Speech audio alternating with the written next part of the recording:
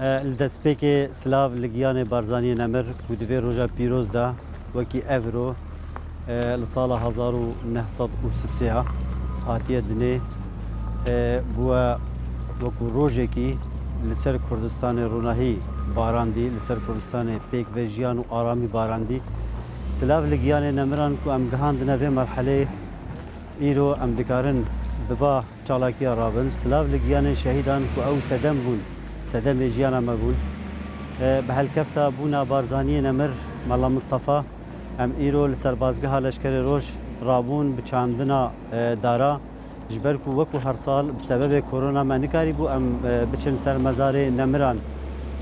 wekû hemû pêşmerge careke dî soz û wefadariya xwe ji bo barzaniyê nemir nû bikin medî em bi gavekî wiha rabin gavekî wiha pîroz dîsa girêdanê xwe û wefadariya xwe û sozdariya xwe jê re binde nîşandan ku em wekû leşkerê roj dê li ser rêbaza barzaniyê nemir bin dê tim û tim bi hemû himmeta xwe bi hemû quweta xwe yek jê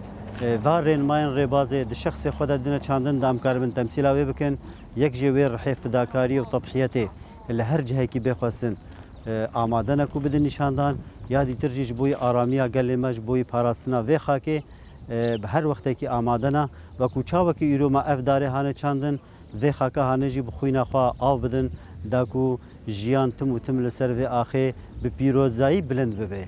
her wiha em spasiya مدیریه دارستانیا دهوکی دکن و دم دزگه سفیل کو ایرو لور آماده بون